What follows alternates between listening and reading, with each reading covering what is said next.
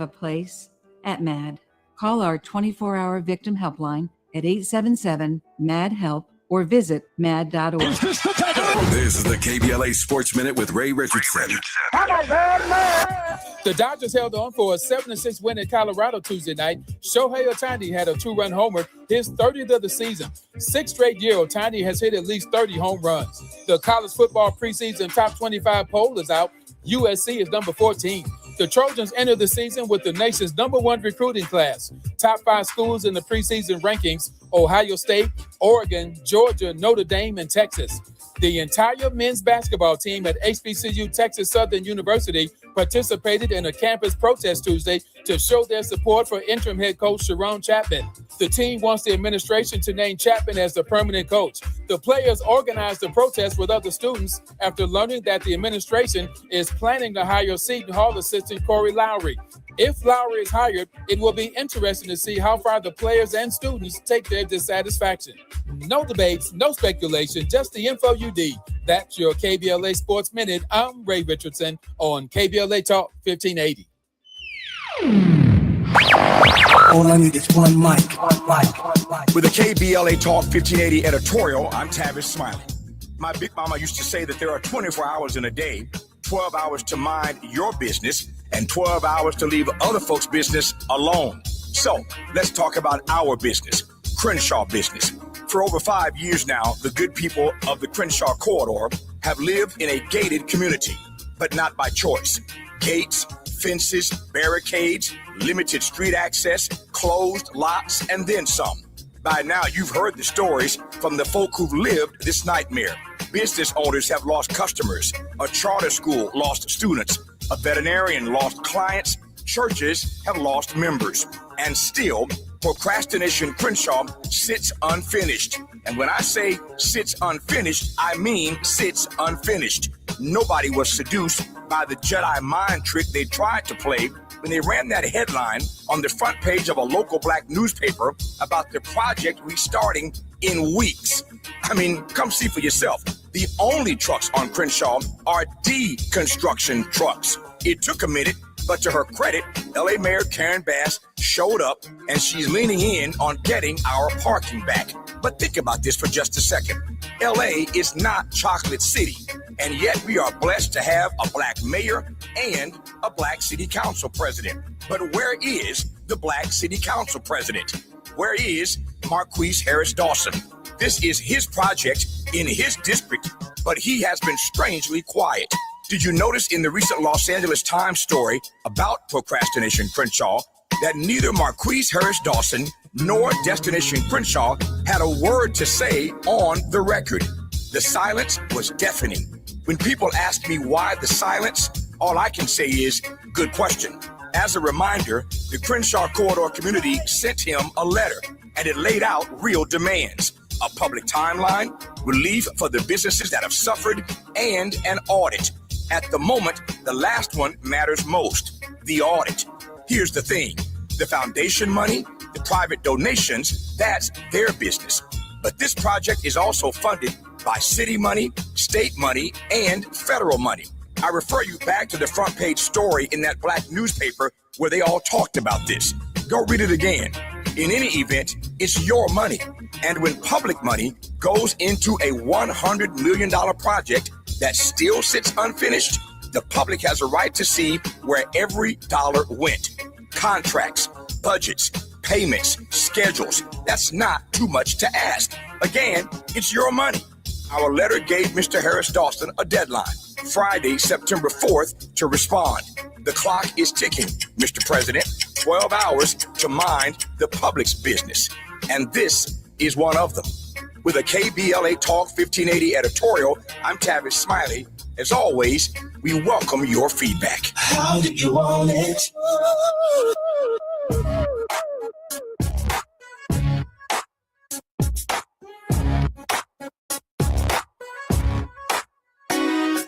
Jesse Jackson Jr. Show. Oh, oh, oh, oh, oh, the Jesse Jackson Jr. Show. Oh, oh, oh, oh, the Jesse Jackson Jr. Show. Oh, oh, oh, oh, oh, the Jesse Jackson Jr. Show. Oh, oh, oh, oh, Come on, Jesse Jackson Jr., welcome forward to the Jesse Jackson Jr. Show on KBLA Talk 1580. on and talk with me. It's Wealthy Wednesday on the Jesse Jackson Jr. Show and worldwide with Dr. Wilmer Leon. Dr. Leon 1080 download. is a political scientist whose primary areas of expertise are Black politics, public policy, and American government. For 11 years, Dr. Leon was a lecturer in the political science department at Howard University in Washington, D.C. Y'all can kill the music for me. Dr. Leon is the host producer of the nationally broadcast radio show Inside the Issues with Wilmer Leon on Sirius XM Satellite Radio, Channel 126. He's the author of Politics, Another Perspective, commentary, analysis on race, war ethics, and the American political landscape in the age of Obama. Dr. Leon, welcome forward to the show. Good afternoon and hello to your audience. Dr. Leon, I can't wait to hear your takeaways and surprises from Florida, Wyoming, and Alaska. And let's end on Florida, if you don't mind. I want to talk about Byron McDonald for a moment. Go ahead, Doc. What happened? Well, okay. So what order do you want this now? Anything, but let's deal with him last. Byron Okay. McDonald. Let's save Florida for the end of this thing. Okay. Well, I think overall what we're seeing, particularly from the Democrat side of the ballot, is more and more individuals, more and more candidates who are subscribing to the tenets of the Democratic Socialist Party are surprisingly winning elections. And one of the things that that's intriguing me here is how establishment Democrats don't seem to be understanding the trending of the data, because you've got a number of them a number of establishment Democrats who are saying, I'm totally against socialism. I'm totally against socialism. I'm not a socialist. And then some of their counterparts who are in the Democratic Party, but subscribing to democratic socialist ideology, which, by the way, is very close to what the Democrats claim they're supposed to be about, are trying to distance themselves from these individuals. And I'm trying to figure out why. And that why is kind of rhetorical. Because they're not, I don't think they're reading the tea leaves and that they're understanding which way the wind is blowing. I think the American people are lacking a fundamental education. They don't fully appreciate that our system of capitalism collapsed during the Roosevelt era. It collapsed. Mm-hmm. And the social benefit programs established by Franklin Delano Roosevelt, Social Security, Medicare, Medicaid, that Great Society, that New Society program that got Roosevelt elected to 4 different terms. Of course, he died in the 4th as president of the United States. Whether the American people want to acknowledge it or not, no matter how faint their memories may actually be, the Roosevelt's tenets saved capitalism. Mm-hmm. And it saved American democracy. That's right. The so-called social programs of Franklin Delano Roosevelt saved America. America was done. When one looks at the rate of poverty amongst blacks and whites and people in the country who were struggling, before Roosevelt's initiatives, the system was done. So this idea that somehow we don't believe in Medicare, Medicaid, Social Security, healthcare for all, and equal high quality education, a clean, safe, and sustainable environment for all of the American people is not foreign to the Democratic Party. That's the language that they choose to use. They don't like this concept of socialism. They don't want Karl Marx brought into this equation. With that said, it's a fact that socialism tends to move forward in a system when the wealth of the nation becomes skewed in one direction and the rest of the people have nothing, or they're eating crumbs from someone else's table. I think that's the fundamental dynamic and agenda that's in front of us. I know we're going to talk about more of this when we come forward, because I do want to, on this question, Dr. Leon, get into the red scare that Donald Trump is now dropping on the electorate, laying the predicate for the U.S. military to potentially do something in this election cycle because of what he now refers to as a menace and a national security threat. I'm Jesse Jackson Jr. More on KBLA Talk 1580 with Dr. Wilmer Leon today, worldwide. More when we come forward. It's afternoon drive time with Jesse Jackson Jr. Only on KBLA Talk 1580. The KBLA 1580 app puts the realest conversations right in your pocket. Stream live wherever you are in the world. No static. No searching the dial. A crystal clear connection 24/7, exactly when you want it. We recommend that you keep automatic updates enabled. Set it and forget it. So the app stays up to date with store requirements, bug fixes, and new features as we roll them out. Download the KBLA 1580 app today and stay plugged into the conversation everyone's having. Just in case you missed our Procrastination Crenshaw Town Hall. Seriously speaking, every Saturday when I hear the program about Altadena and how it may not come back, that's happening to us. This is the largest land grab since the gold rush in California. We have an EDD property, 59,000 square feet. Our elected representative determined that she should write a bill that would declare it to be surplus. So now guess what we're getting? Affordable housing. So I hope that we can start listening to one another, because there is a domino effect. If you don't care about us, guess what? We won't be here, and then you won't be here. Not letting them get away with anything. We're KBLA Talk 1580.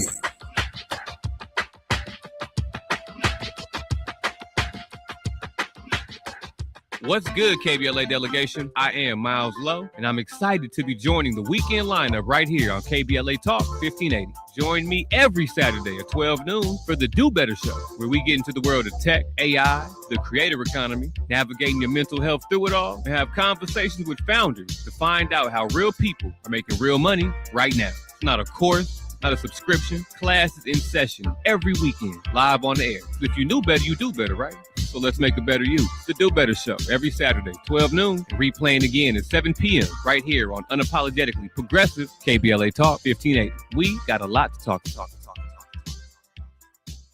At Charmin, we heard you shouldn't talk about going to the bathroom in public, so we decided to sing about it. Light a candle, pour some wine.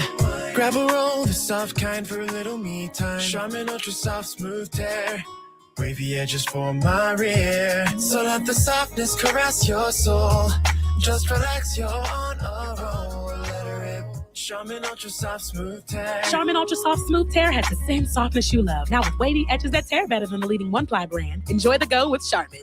You know that Big Bargain detergent jug is 80% water, right? It doesn't clean as well. 80% water? I thought I was getting a better deal because it's so big.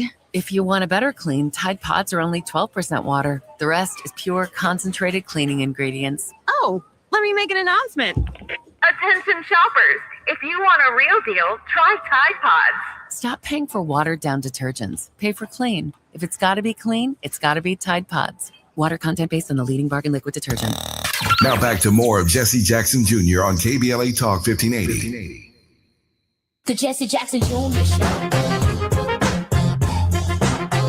The Jesse Jackson Jr. Show. The Jesse Jackson Jr. Show. The Jesse Jackson Jr. Show. King Volley, drop the beat. Come on and talk with me. Come on and listen to the me. Come on and talk with me. Come on and listen to the me.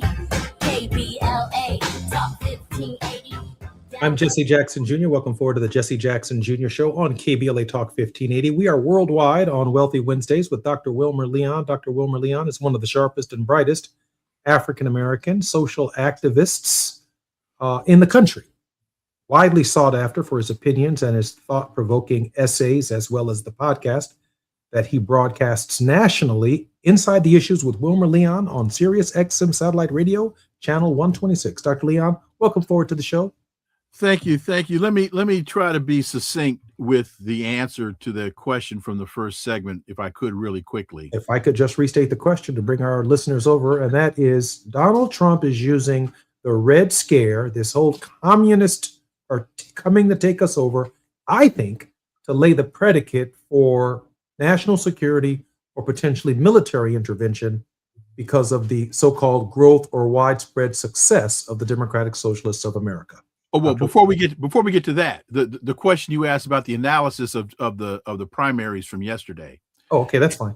And so what I think that we're starting to see play out here is the reality of the failure of the economy under Donald Trump, and as in the price of gas, the price of food, the price of rent, all of these things going up, and the failure of this war.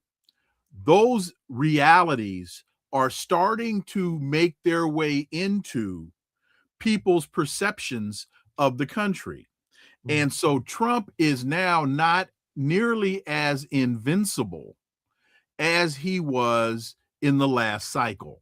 So you have, for example, in Wyoming, the candidate that he endorsed in the gubernatorial primary, Degenfelder, she lost. When you look at what's happening in Pennsylvania, there's a special election in a state house election, and Trump in 2024 won Pennsylvania by, or at least this particular district, by 18 points.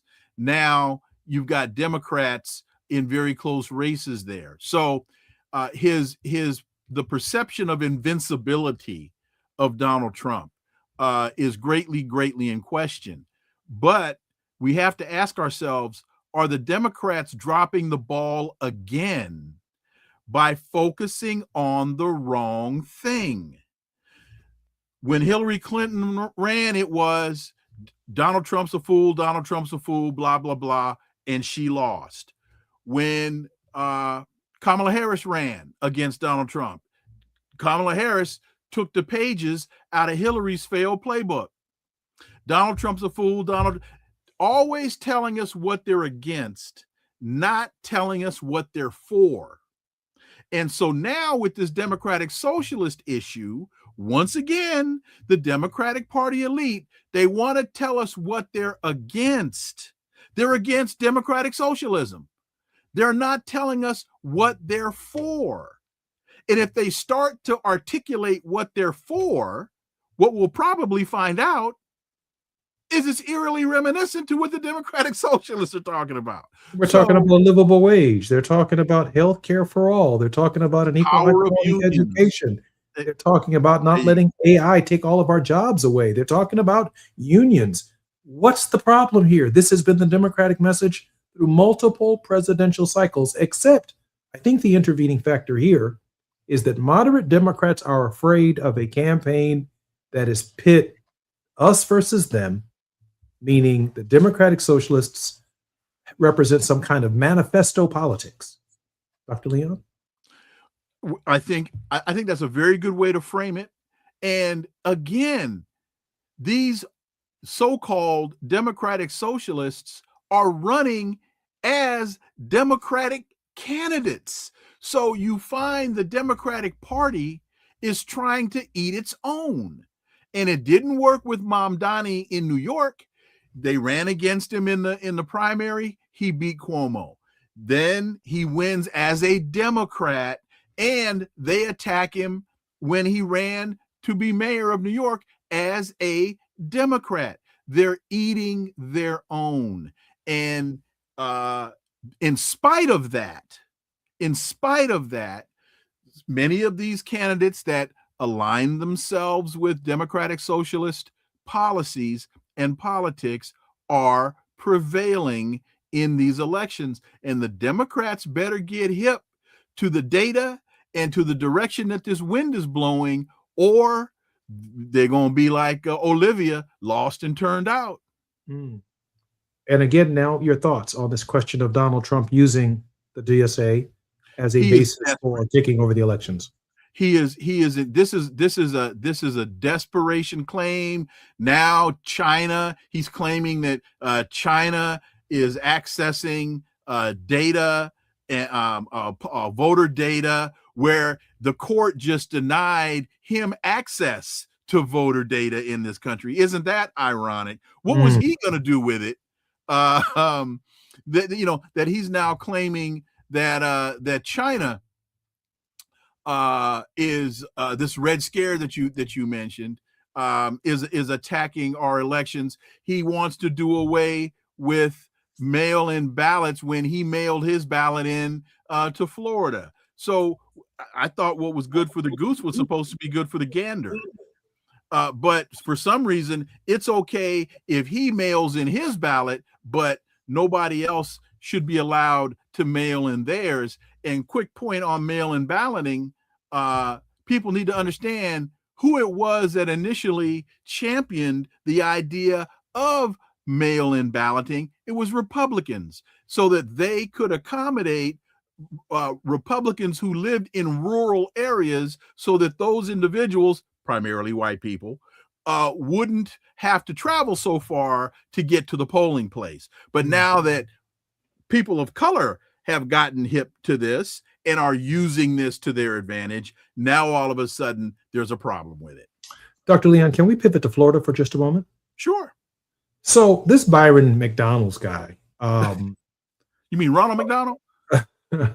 I'm not prepared to call him a name, but okay. What is his self-hating kind of justification for any progress that blacks have made in this country since the inception of the Republic, as if to suggest that any of us have lifted up ourselves by our own bootstraps, which is kind of the overriding philosophy here, that black people, black leadership, CBC members, all we do is complain that he's the new kind of, or the new breed of African-American leadership who doesn't see race, doesn't see color, but just as sure as I'm sitting here, he's a black man with a black beard.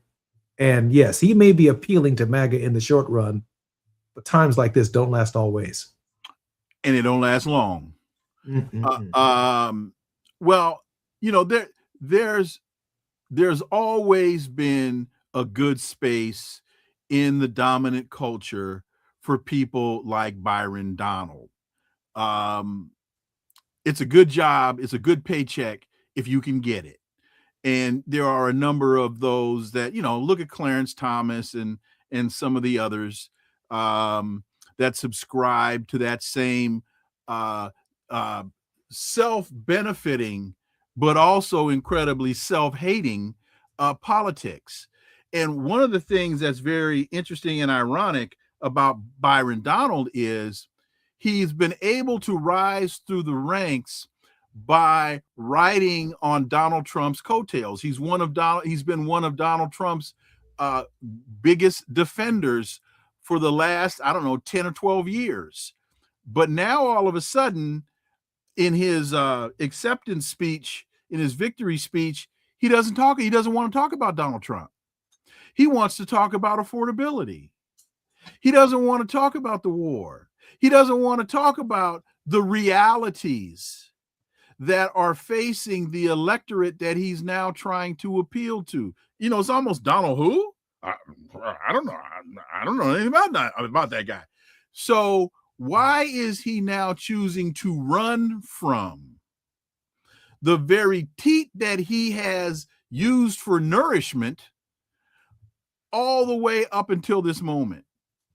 And I think if his opponent is as astute as he seems to be, is going to expose Byron Donald for the fraud that he is. I hope that's the case. The president is. Wait, one other point. I don't know. I don't know. I think to your earlier point, the racial dynamic here may also factor in because he didn't win a majority of the Republican vote in Florida. He only got 42 or so percent. There were more Republicans that voted against him than voted for him.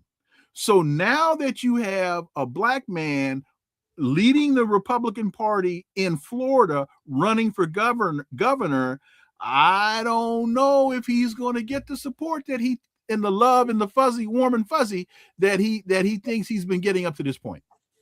I hope that's the case. Donald Trump is speaking double language in the Strait of Hormuz. On the one hand, he says that the United States controls the Strait of Hormuz, but on the other hand, it's becoming increasingly clear that the war has not stopped. Ships are still being attacked. How do you explain the president's bipolarity on this question? It's very similar to just about everything that Donald Trump says. He is a very transactional individual that really doesn't allow himself, he doesn't have interest in the details of a circumstance. So he just flips and flops. Remember, the Gulf of Mexico is supposed to be the Gulf of America, or the Gulf of the United, whatever the heck he wanted to call it. Now he wants to claim that the Strait of Hormuz is going to be American territory. And the same thing that he talked about Greenland. He just thinks if he wants to try to put his stake in the ground, that all of a sudden people are going to follow him down the primrose path. What he doesn't seem to realize is that Iran and Oman are making the decisions here. The United States is not even at the table, and he can say all he wants, but I think it was Sporting Life that said, wishing don't make it so. Another irony, a great irony, that we have just about 2 minutes before we come forward. Donald Trump is trying to deny millions of Americans the right to vote by mail, but once again, he himself voted by mail. Another element of hypocrisy. And so the question is, when are the Democratic Party elite going to, they need to start just running an ad showing Donald Trump mailing his ballot to Florida, and the bottom scroll should be, when does the hypocrisy end? We're not supposed to be the United States of hypocrisy, even though a lot of our policy will tell you that we are. We're not supposed to be the United States of hypocrisy. And unfortunately, Donald Trump is clear evidence of that reality. I'm Jesse Jackson Jr. We're worldwide with Dr. Wilmer Leon. It's Wealthy Wednesday on the Jesse Jackson Jr. Show. When we come forward, Dr. Wilmer Leon and I will continue to move through the issues of our day. More on KBLA Talk 1580 in just a moment. It's afternoon drive time with Jesse Jackson Jr. Only on KBLA Talk 1580.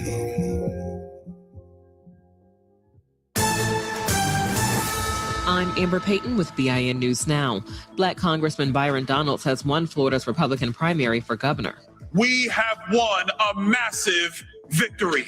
Donalds thanks supporters after securing the nomination. The Trump-endorsed congressman will now face former Congressman David Jolly in the November midterm election. A new judge will oversee the appeal of Carmelo Anthony, the black teen convicted of killing 17-year-old Austin Metcalf, who was white, at a Texas track meet. The previous judge was removed after Anthony's lawyers accused him of making prejudicial comments following the 19-year-old's conviction and 35-year sentence. The appeal hearing is set for Thursday. And the Tupac Shakur murder trial continues in Las Vegas. Dwayne Keefe D. Davis is accused of orchestrating the rapper's 1996 killing. On Tuesday, former Death Row security chief Reggie Wright Jr. denied involvement in the shooting, while another witness testified about tensions between rival gangs. Get BIN News Now on demand 24/7 on the iHeartRadio app. For victims of drunk and drug driving, our grief is unique. But you are not alone. You always have a place at MAD. Call our 24-hour victim helpline at 877-MAD-HELP or visit mad.org. This is the KBLA Sports Minute with Ray Richardson. A minor league coach with the San Diego Padres was taken into custody by immigration agents at El Paso International Airport in Texas. Oswaldo Perella, a catcher's instructor in the Padres minor league system, is being detained by ICE for allegedly having an expired work permit. Perella, a native of Venezuela, has been working in the U.S. since 2014.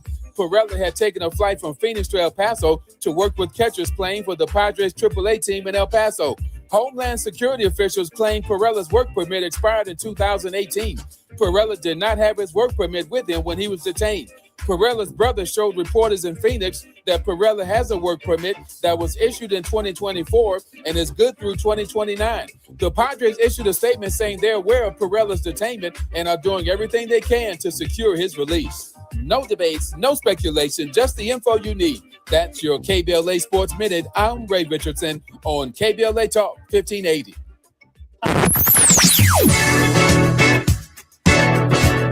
Whoa,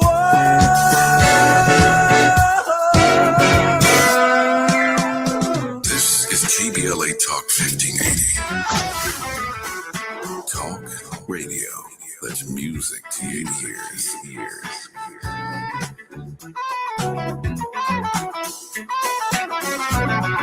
We're unapologetically progressive. KBLA Talk 1580. Number 14. That's where Talkers Magazine ranked Tavis Smiley on their heavy 100 list of the 100 most important talk radio hosts in America. Join Tavis weekdays, 9 a.m. to noon or 9 p.m. to midnight. Only on KBLA Talk 1580. We've got a lot to talk about. I'm Reverend Gerald, the life coach. Is someone you love struggling with addiction and mental illness? Is improving your family's health important? Want to leave a legacy that your family can grow? Are you ready to enhance your perception of life experiences? Then wake up weekends at 7 a.m. with Urban Family Focus and get the wisdom, opportunity, resources, and motivation to live your best life. Join the conversation on Urban Family Focus Saturday and Sunday at 7 a.m. Unapologetically progressive. KBLA Talk 1580. We've got your black.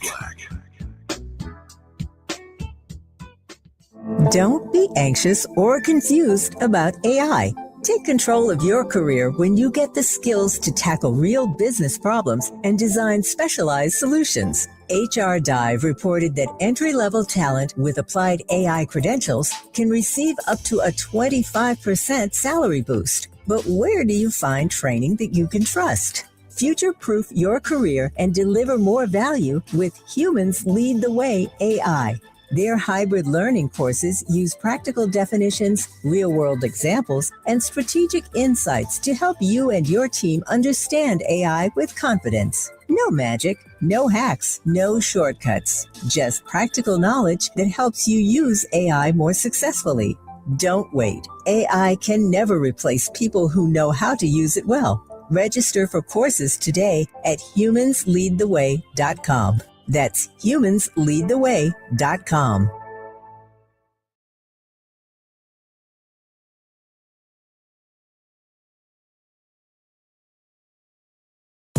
Ready for a weekend reset?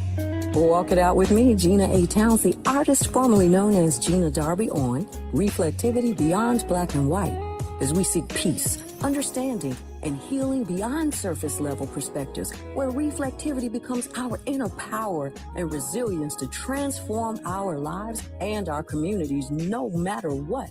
Meet me and my crazy cool guests. Join the Reflectivity family movement as we make sense of it all. Every bit, every morsel. We're going to nourish the mind, body, and soul unapologetically right here on KBLA Talk 1580. Every Saturday, 2 and 8 p.m. on the West Coast, 4 and 10 in the Midwest, and 5 and 11 on the East Coast. It's time for Reflectivity Beyond Black and White. It's not only hot, it's sizzling, and we're cooking.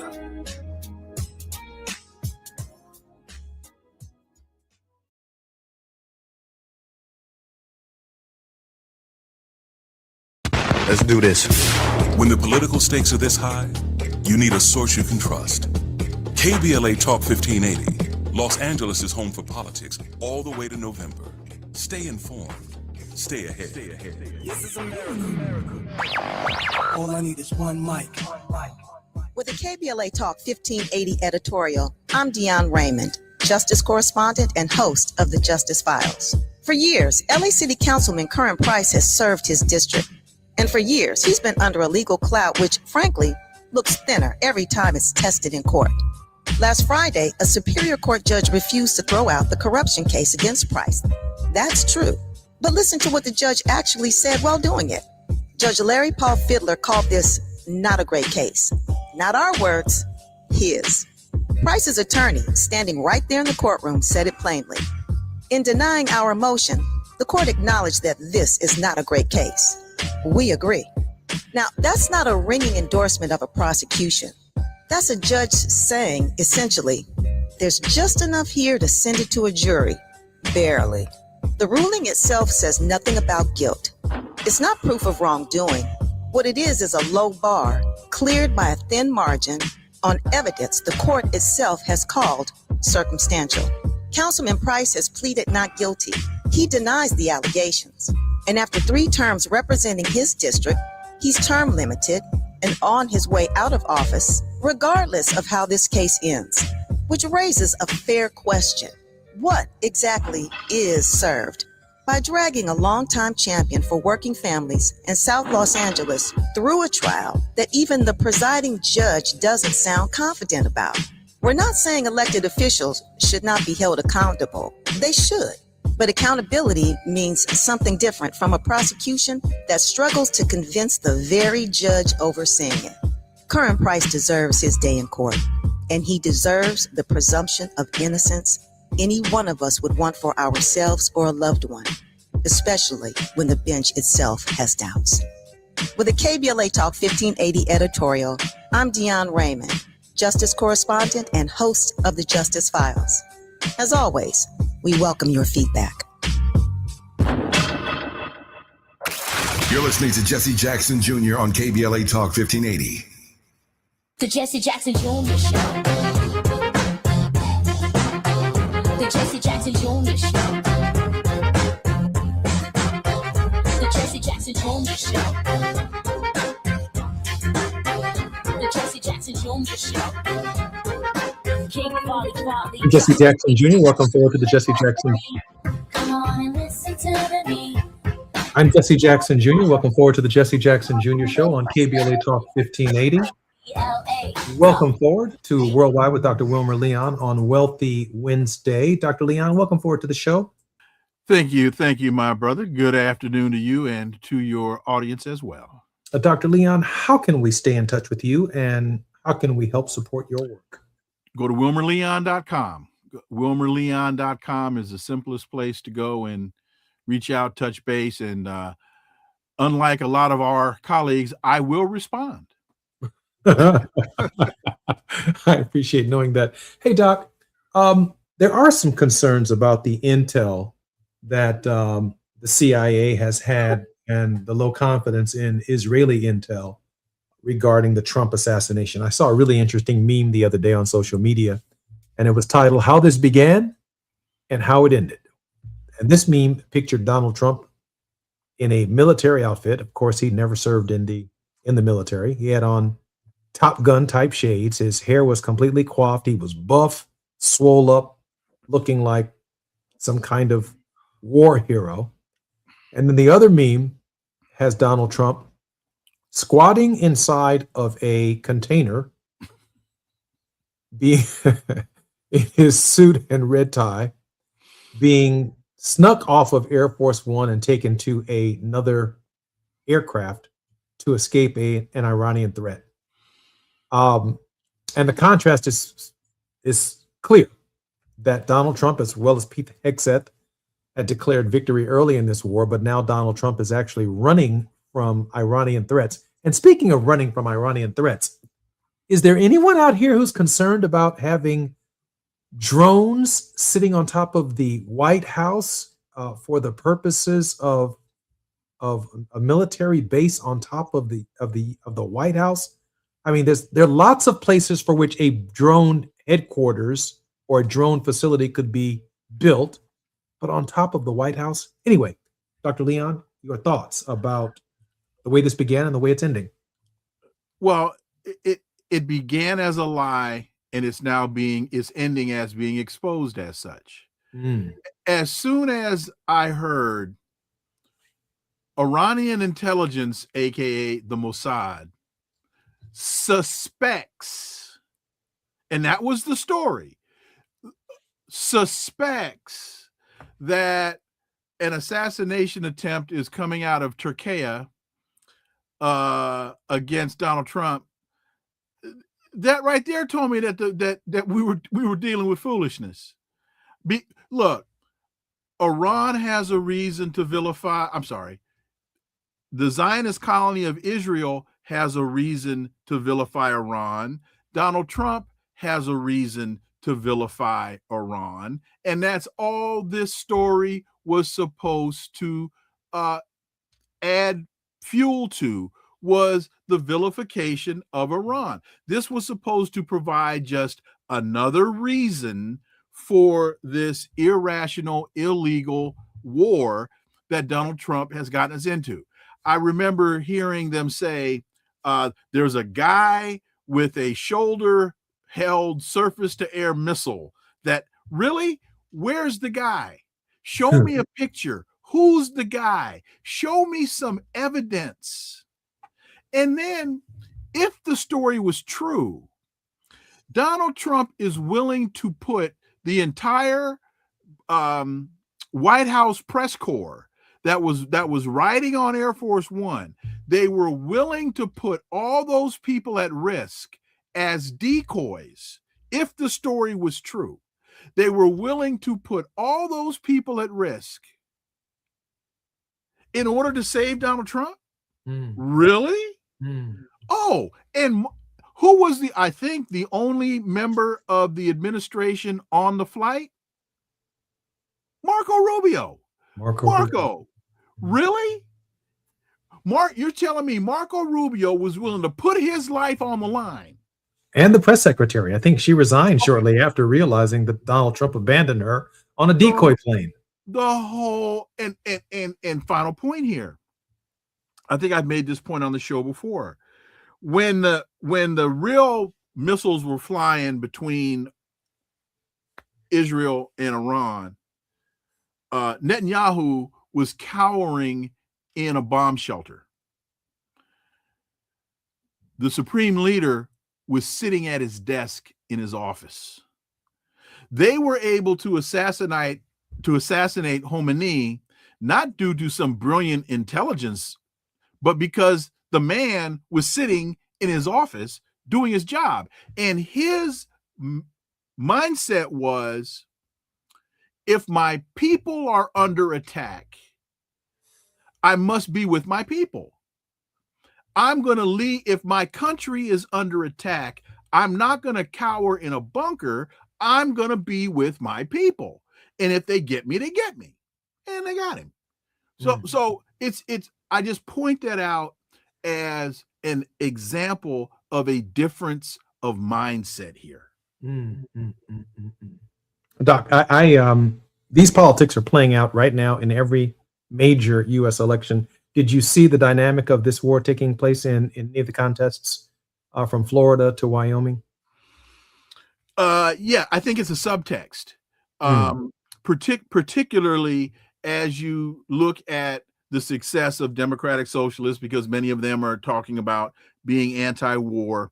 I'm looking forward to, as we now move into the primaries in November, that there should be greater focus, not only on the illegality of the war, not only on the point that this was nothing but a war of choice, but the horrific impact from a financial perspective. Once we move beyond the immorality of this thing, the financial practicalities of this thing are also incredibly telling.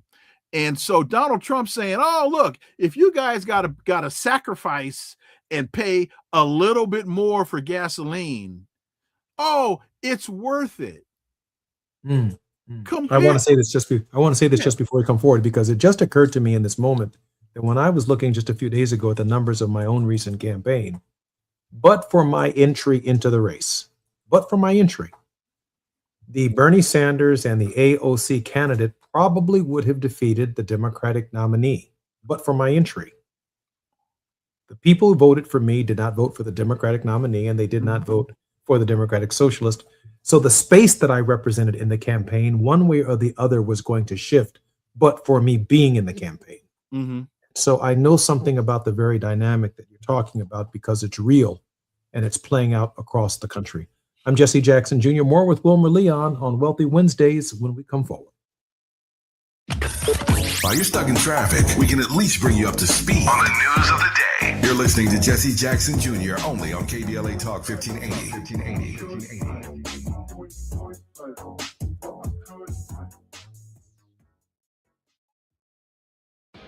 You're still glowing, flirting, grooving.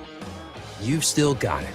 But your immune system weakens as you age, making it harder to fight illnesses like pneumococcal pneumonia and RSV. Vaccines are a key part of any health routine and can help protect you from getting really sick. Ask your doctor or pharmacist which vaccines you need. See more at PfizerForAll.com. Sponsored by Pfizer.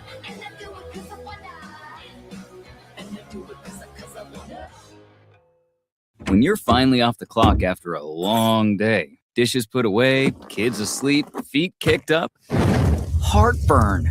Don't let heartburn take over your hard-earned moment. Quick, Alka-Seltzer. Nothing works faster for heartburn relief. Alka-Seltzer effervescent tablets begin neutralizing stomach acid in seconds, so you can get back to your one more episode marathon. Quick, Alka-Seltzer. Because nothing works faster for heartburn relief. Use as directed. Just in case you missed our Procrastination Crenshaw Town Hall. I'm an Eat and Fire hero. I was trapped there January 7th, 2025. So I was awarded the Carnegie American Red Cross and the Kiwanis Lifesaver Award. So to me, this looks like a slow burn where you constantly see Dr. Hardy, Patrick Caldwell, Mr. Smiley here. Their business is slowly impacted. Now in Altadena, it was a quick burn. Everybody left. Everybody got priced out. They didn't have enough money to stay afloat. They couldn't rebuild their property. So to me, this is a target for the developers. In my opinion, having been in Altadena for 18 months, still today, I still feed all of those people there because they're still displaced because they can't afford to come back. So what do? They move down to the Inland Empire, or they just call it a day and they go back to another state. So it's important to hold leadership accountable because as of right now, they've abdicated their responsibility. They just show up for the cameras and they don't even come to see you. Keeping them in check. We're KBLA Talk 1580.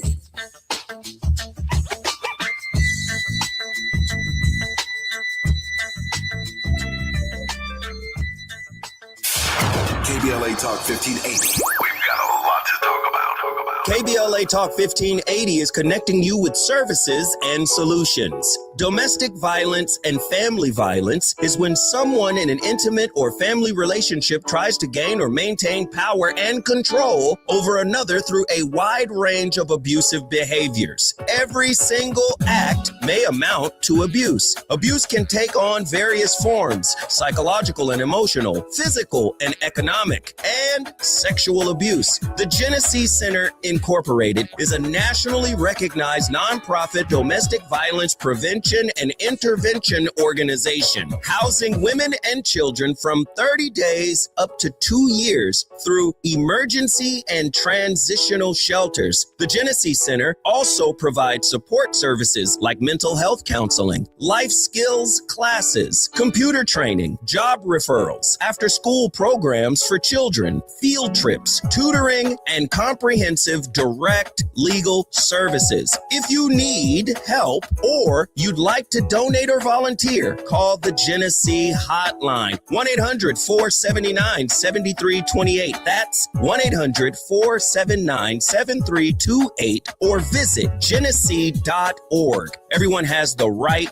to be safe. This is a community call to action from KBLA Talk 1580. Ready to order? Yes. We're earning unlimited 3% cash back on dining and entertainment with the Capital One Saver card. So let's just get one of everything. Everything? Fire everything. The Capital One Saver card is at table 27 and they're earning unlimited 3% cash back. Yes, Chef! This is so nice. Had a feeling you'd want 3% cash back on dessert. Ooh, tiramisu. Earn unlimited 3% cash back on dining and entertainment with the Capital One Saver card. Capital One, what's in your wallet? Terms apply. See CapitalOne.com for details. Now back to more of Jesse Jackson Jr. on KBLA Talk 1580. The Jesse Jackson Jr. Show. The Jesse Jackson Jr. Show. The Jesse Jackson Jr. Show. The Jesse Jackson Jr. Show. King Quality drops the beat. Come on and talk with me. Come on and listen to me. Come on and talk with me. Come on and listen to me. KBLA Talk 1580. Download. I'm Jesse Jackson Jr. You're listening to the Jesse Jackson Jr. Show. It's Wealthy Wednesday on the Jesse Jackson Jr. Show. And in our first hour, always, we're worldwide with Dr. Wilmer Leon. Dr. Leon is the author of Politics, Another Perspective, Commentary and Analysis on War, Ethics, and the American Political Landscape in the Age of Obama. Dr. Leon, welcome forward to the show. Thank you, sir. Dr. Leon, I'm working on a comprehensive piece on Joe Biden's true legacy from my perspective.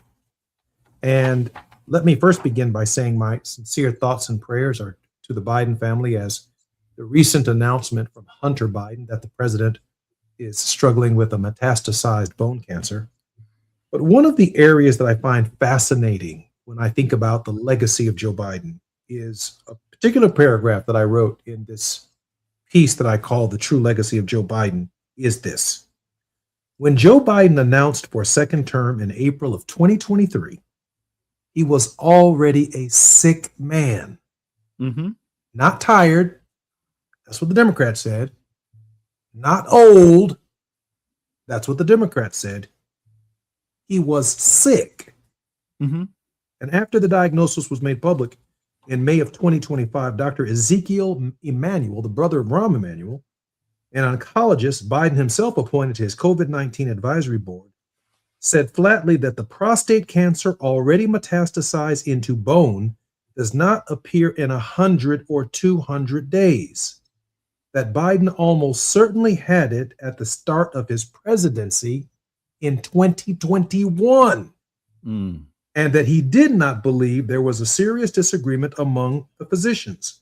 Jill Biden has since explained that the annual physicals missed it because screening guidelines discouraged the test of men over the 70s. And on a national television in June of this year, she asked whether her husband could have served 4 more years. She answered, not from what I know now. I'd like your comments on that part of my analysis. Well, I said in 23, might have been, I went public and said Joe Biden will not be the Democratic Party nominee for president in 24. I said that on my show a number of times. So my only question to Joe Biden, now I didn't know the degree or the depths of his illnesses. I just looked at the man, listened to the man, and looked at the polling numbers and said, you can't win this, Joe. This is not going to work. So if I knew it, then Joe Biden, how come you didn't know it?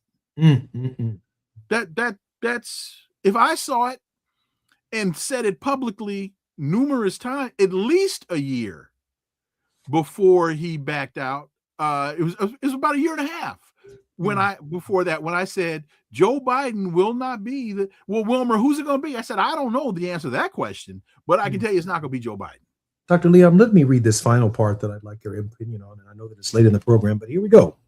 And here's the part I believe history will find the hardest to forgive for Joe Biden because it has nothing to do with his health at all. It's all the arithmetic. Just arithmetic. Withdrawing from the race is not the same thing as leaving an office. Joe Biden withdrew. He did not resign. Had he resigned that July, Kamala Harris would not have been a candidate for president. She would have been president of the United States. She would have taken the oath.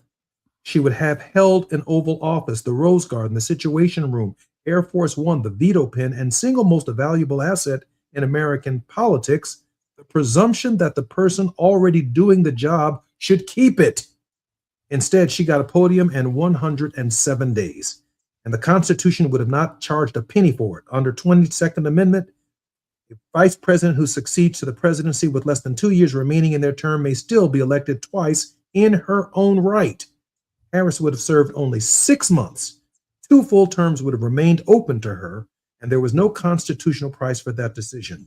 This was the only personal decision, one of 2, that Joe Biden made as president of the United States that we can trace now, with what we know now, back to the events of his health.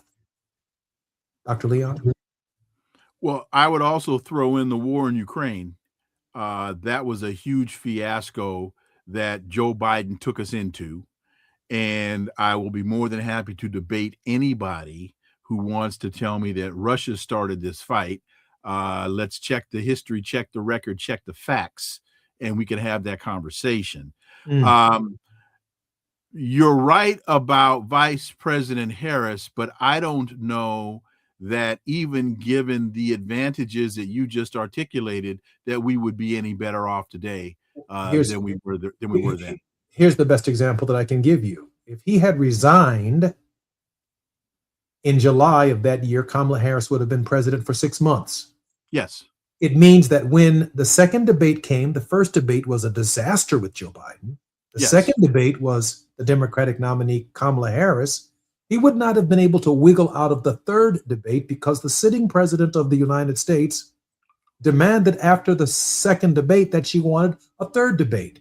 And she won that debate by most polls, some 60% to 30%. And that would have changed the dynamic of that contest. And I am convinced that he chose to be president 6 more months. And what we've gotten for the price of that 6 months is the dismantling of Second Reconstruction. I won't debate that with you. What I'm saying is that I don't know that a President Kamala, that we would be in a different space, but I don't know that we would be in a better space. Because when asked, Vice President Harris, what will be the differences between a Biden administration and a Harris administration? And the answer was nothing. And that's the problem right there, because Joe Biden, according to John Allen in his book, said he referred to her as kiddo. Hey, kiddo. Hey, kiddo. And he specifically said to her that I do not want there to be any light between what you say and what I say. And that is the president of the United States speaking to his vice president. But if she were president of the United States, she would have been standing on her own 2 feet. She would have had to take positions in her own right. And he wouldn't be calling her kiddo. He'd be calling her Madam President. I think that's a big deal, Dr. Leon, a big deal. It is a big deal, but quickly, what did members of her staff say? She doesn't read the briefing books. She goes into meetings unprepared. She doesn't know what she's doing.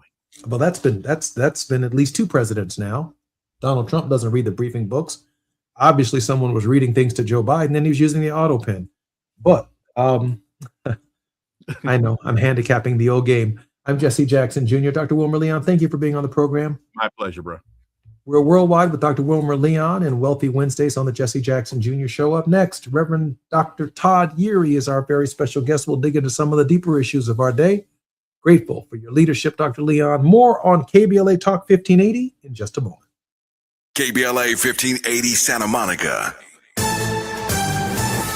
I'm Amber Payton with BIN News Now. Black Congressman Byron Donalds has won Florida's Republican primary for governor. We have won a massive victory. Donalds thanks supporters after securing the nomination. The Trump-endorsed congressman will now face former Congressman David Jolly in the November midterm election. A new judge will oversee the appeal of Carmelo Anthony, the black teen convicted of killing 17-year-old Austin Metcalf, who was white, at a Texas track meet. The previous judge was removed after Anthony's lawyers accused him of making prejudicial comments following the 19-year-old's conviction and 35-year sentence. The appeal hearing is set for Thursday. And the Tupac Shakur murder trial continues in Las Vegas. Dwayne Keefe D. Davis is accused of orchestrating the rapper's 1996 killing. On Tuesday, former Death Row security chief Reggie Wright Jr. denied involvement in the shooting, while another witness testified about tensions between rival gangs. Get BIN News Now on demand 24/7 on the iHeartRadio app. For victims of drunk and drug driving, our grief is unique. But you are not alone. You always have a place at MAD. Call our 24-hour victim helpline at 877-MAD-HELP or visit mad.org. This is the KBLA Sports Minute with Ray Richardson. A minor league coach with the San Diego Padres was taken into custody by immigration agents at El Paso International Airport in Texas.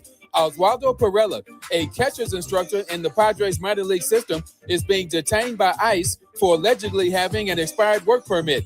Perella, a native of Venezuela, has been working in the U.S. since 2014.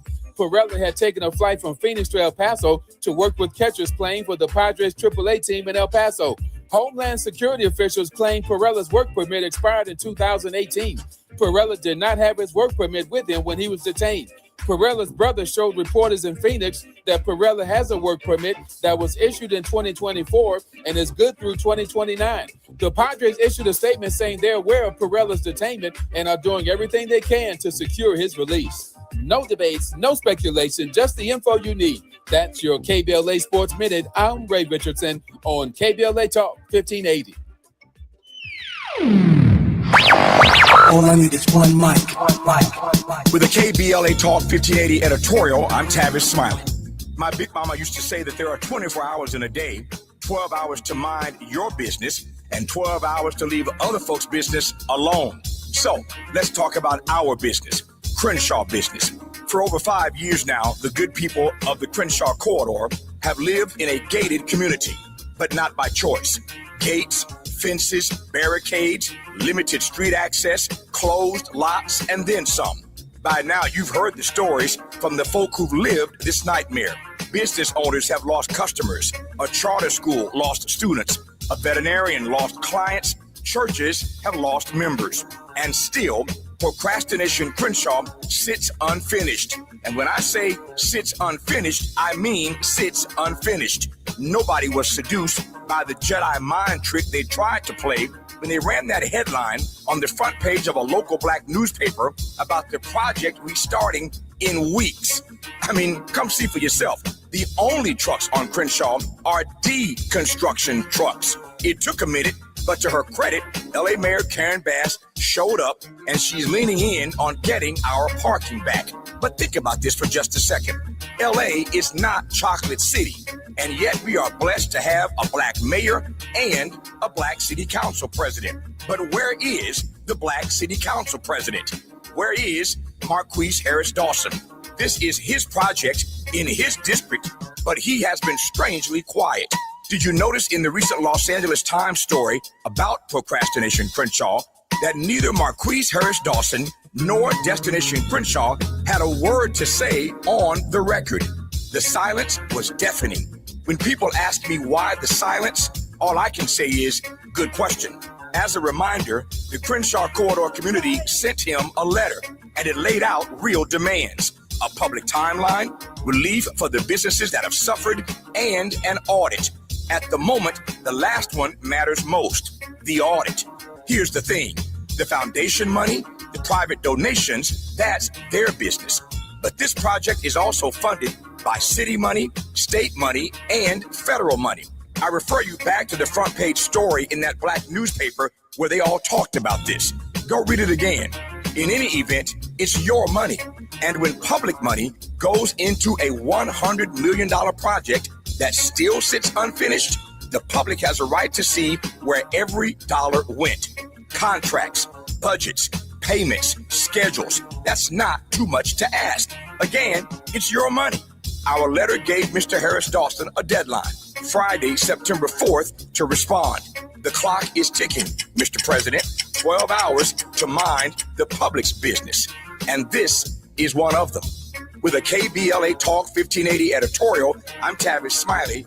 As always, we welcome your feedback. How do you want it?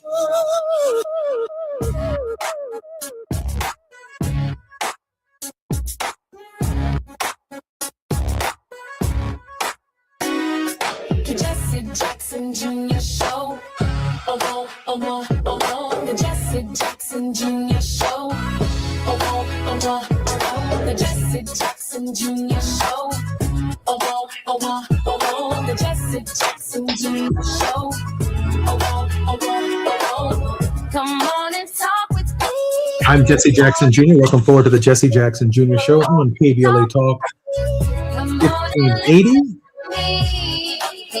It's Wealthy Wednesdays, and we are in the politics of our faith with Reverend Dr. S. Todd Yeary, Esquire. He is the principal of the Yeary Firm, a Maryland-based litigation and government relations firm, and also serves as the senior pastor of the Douglas Memorial Community Church of Baltimore and affiliates. Dr. Yeary's social justice work includes having served as the national board of the National Action Network, the organization run by Reverend Al Sharpton, and the International and Civil Human Rights Organization founded by my father, the Rainbow Push Coalition, Reverend Jesse Jackson. Dr. Yeary, welcome forward to the show. It's Wednesday, so all right, what you got? I know you got something.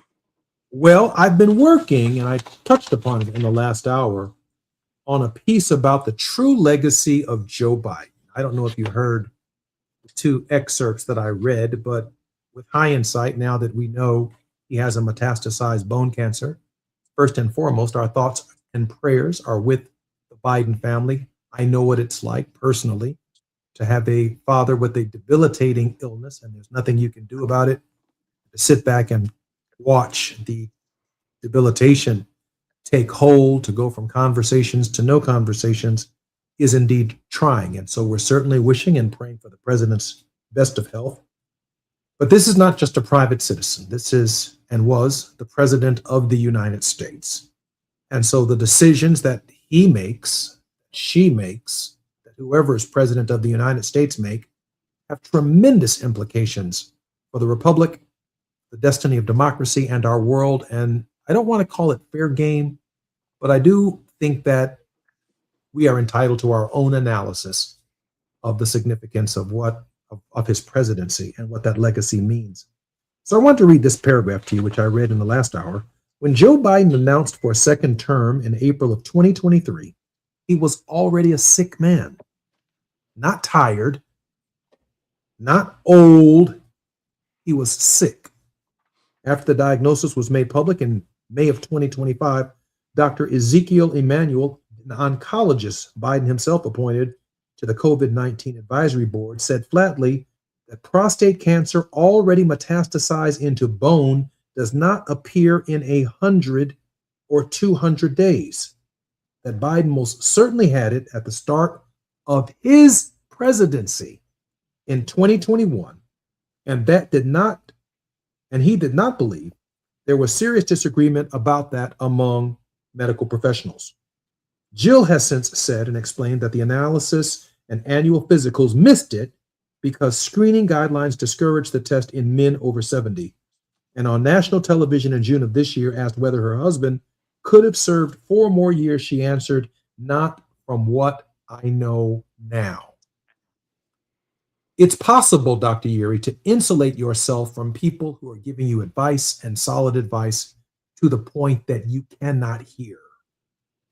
And this decision and the present debilitating health of Joe Biden, had he been reelected president right now, at this hour, not only would we be looking at a president who would be incapable of fulfilling the function, we may even, if he were successful, be looking at a mourning period, a state funeral, the collapse and the slowdown of, if you will, the government to some degree in this very trying era that is so polarized on political extremes.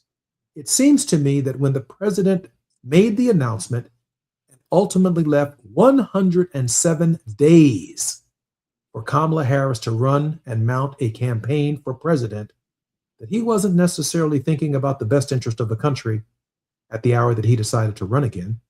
Dr. Yeary? I don't know what he was thinking. He was clearly thinking that he wanted to run again. Whether or not he had full information, we don't know. I think what we do know, quite honestly, is a frail Joe Biden is much less problematic than what we hear is a healthy Donald Trump in a second administration with the chaos that we experience.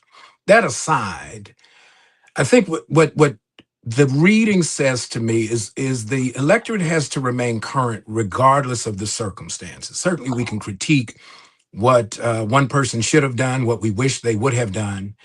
But in spite of all of that, we still had, from a sense of what the democracy represents, an opportunity to elect Kamala Harris, and we missed that window. And so what we would have had, quite honestly, had he run and won, there is a provision for that. If the president is incapable or the president dies in office, the vice president assumes office. Let's say, under those same conditions, we're looking at the same sort of scenario with the oldest serving president in our history, right now, this guy. Are we ready for what happens should he be found incapable to serve? We can always look over our shoulder and out the rearview mirror about what Joe Biden should have done, but he's not the president. And the current pain that the people are experiencing is not really a byproduct of what decision he did or did not make. It is, there was an outcome to an election. We now have a president, and this administration's policies are wreaking havoc with the concerns of the American people. We're in the politics of our faith with Reverend Dr. S. Todd Urey. More when we come forward right here on KBLA Talk 1580.